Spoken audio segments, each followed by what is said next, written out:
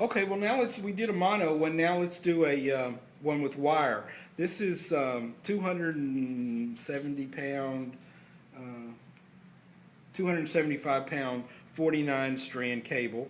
And again, I had to pick a hook. I looked, you want one that's is bigger or bigger than the head. This one's a little bit fat and a little short shank, so I went with a little longer shank, and this should be perfect.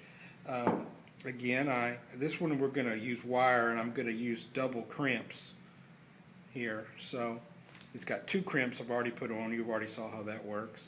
So let's crimp these. This is a 1.3. 1.3 is the second hole. So we'll crimp this one on the second hole. And these are single crimps.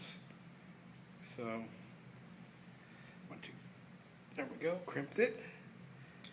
And then we'll move down and we'll put another one on here. And I used two, just insurance, in case one of them didn't crimp right. Got it there. Okay. Now we got our hook crimped on. And again, we're back to our same little thing. How many beads are we going to need? So I say let's just start with two green ones, because this is a little bit shorter shanked hook and this is a longer lure, bigger. And we can sort of get an idea by putting that there. And I don't know, let's see, that may be too many.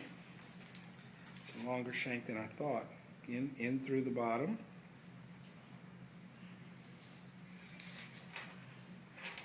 And up.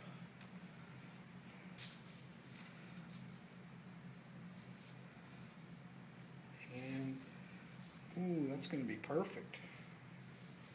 Perfect, it looks like. Just inside the skirt. So, I don't know. Let's take one green off.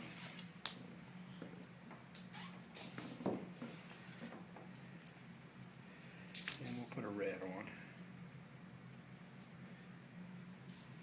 There we go. And we'll put that in here. And pull it through. Now we got our hook.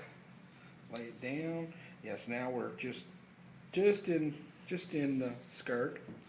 Okay, so we got the same issue again. So we could use one of these chafing springs, but here's where here's where the problem is. This is some type of stainless steel or steel, and this is copper. So if you put these two together, they're going to create a dissimilar metal reaction and start corroding immediately. So you can't use these like you did for mono. You're going to have to use these plastic coated ones that are the same thing. They're just plastic coated, and it keeps the two metals from touching. So we're good there. Now we need to figure out, we're going to put two crimps on.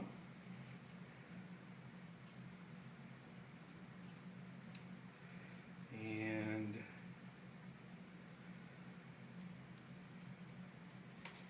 we're going to put our chafing protection on.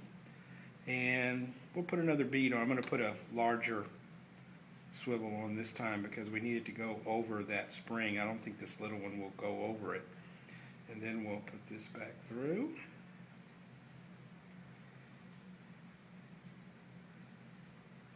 And there we go.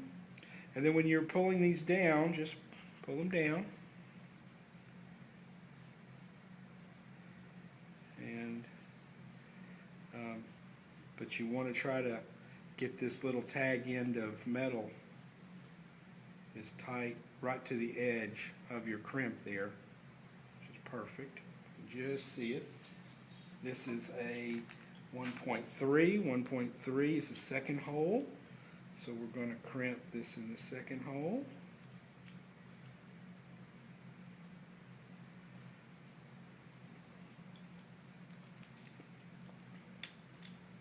And then we're going to go to the second crimp, second hole, in the middle, crimp, Okay, so now we have a loop, double crimps, and again we have a swivel in case there's any spinning.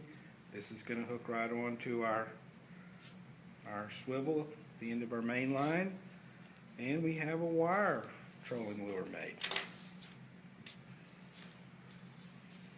Now the fun of all these things is, and there's all kinds of different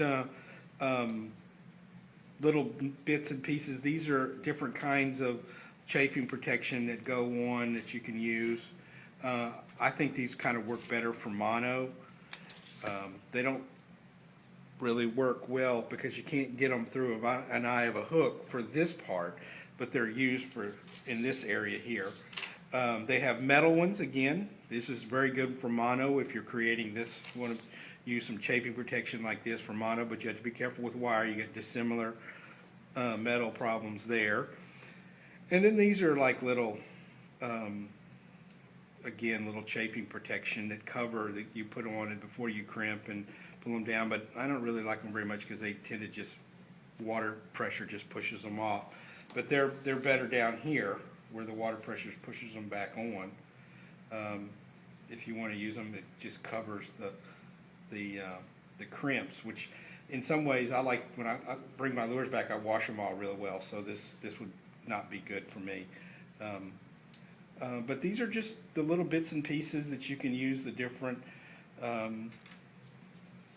little things that you use to make these lures. The fun is making these up yourself if you want, because you can do all kinds of different things with them. Use different hooks. You can do situations where you can take hooks and put the eye through another one, so you end up with double hooks like this, and there's bigger lures, bigger hooks.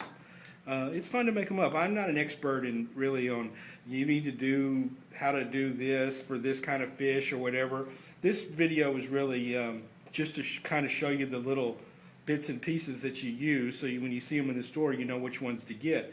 Watch the other videos. There's some great guys who have done videos about, okay, this is the perfect way to do this for dolphin or blackfin or yellowfin, whatever you're trolling for, sailfish and things. So watch theirs, but they very typically don't talk about all these little bits and pieces. They assume you know what's going on.